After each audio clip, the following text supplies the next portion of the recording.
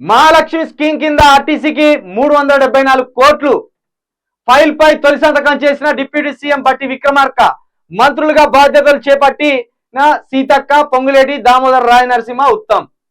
ఇది ఉచిత ప్రయాణం తీసేయరు, అర్జెంట్ గా తీసేయరు ఉచిత ప్రయాణం. దీనివల్ల ఆర్టీసీకి నష్టం, మళ్ళీ ఆర్టీసీ ఉద్యోగులకు జీతాలు కూడా ఇవ్వలేని పరిస్థితికి తీసుకొస్తారు. లేకపోతే ఒక పని చేయర్రి, ఉచిత ప్రయాణం ఉంచుర్రి మహిళలకు. ఏ మహిళలకు ఉంచుర్రి? కూలీ నాలి చేసుకోవడానికి బస్సులలో ఎక్కిపోయే మహిళలకు ఉంచుర్రి, లేదా ఏదైనా ప్రయాణాలలో పోయే మహిళలకు ఉంచుర్రి, గృహిణీలకు అక్కడికి వస్తుంది.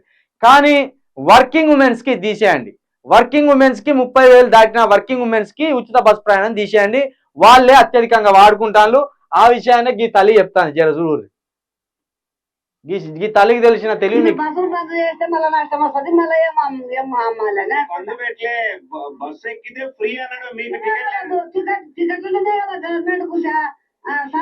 సహకరించింది. దుడ్లన్నీ లేకపోయా, ఉత్తరం పోలే. డీజిల్ ఎవడు వస్తాడు, పెట్రోల్ ఎవడు వస్తాడు, గసాలు ఎవరు ఇస్తారు? ఇవన్నీ నష్టమే కదా సార్. భయం లేదు, ఉన్నదే చంపుకొని ఎవరికైనా నమ్మితే వాళ్ళకి చెప్పిన పని చేయాలి, చెప్పిన కాడ కూర్చోవాలి కదా. నేను రేపు పోతాను, అదేం లేదు. ఉన్న పిల్లల భవిష్యత్తు అని నేను అనుకుంటున్నా.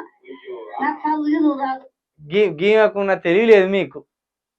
ఏందక్కో 70-75 సంవత్సరాలకు ఉంటది.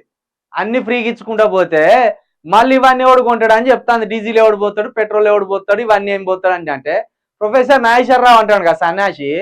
ఓ సన్యాసి నీకేమి ఇస్తారని నోరు తెరుచుకున్నావు మాకు తెలుసు, కానీ ఏమంటాడంటే వాహనాలు నడుపుడు తగ్గుతుంది. 2 వీలర్లు 4 వీలర్ ఈ లేడీస్ వేసుకొని తిరుగుతాను. 2 వీలర్లు 4 వీలర్లు అంటే తలా తోకలేని మాటలు మాట్లాడతారా కొందరు మేధావులు. ఉచిత బస్ ప్రయాణం వల్ల నాట కాలుష్యం తగ్గుతుందట, ఆ బైకులు వాడు తగ్గుతుందట, కారు తిరుగు తగ్గుతుందట, ఇవన్నీ తగ్గుతాయి. మంచి పథకం అంటాడు. ఇప్పుడు ఈయన చెప్పాలా, మనం వినాలి. ఇక మెట్రోలో అది కూడా మెట్రోలో ఎప్పుడు తగ్గింది? పొద్దున 6 గంటల నుండి 9:30 వరకే తగ్గుతుంది. మీరు ఒక్కసారి మధ్యాహ్నం 11 గంటలకు ఎక్కి చూడరు జరా. రోజు నేను మెట్రో ప్రయాణమే చేస్తా. ఈవినింగ్ సెక్షన్ వాళ్ళు కూడా విపరీతం నెట్టుకొచ్చినట్టే ఉన్నారు మంది.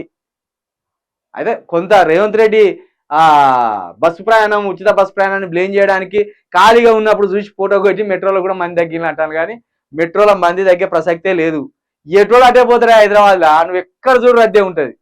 ఇప్పుడు బస్సు ఎక్కితే బస్సులో రద్దీలోనే ఉంటుంది. నువ్వు ట్రాఫిక్లో పోతే బండి మీద అక్కడ రద్దే ఉంటుంది. నువ్వు మెట్రో ఎక్కితే మెట్రో రద్దే ఉంటుంది. MMTS ట్రైన్ ఎక్కితే అక్కడ రద్దే ఉంటుంది.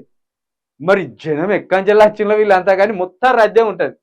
మొత్తానికి ముసలామకు ఉన్నంత తెలివి అయితే మీకు లేదా? చూడు మళ్ళీ చెప్పకానే కూర్చోవాలా రాష్ట్రం అమ్మినాక అంట. ఎంత పెద్ద మాటనే తల్లి.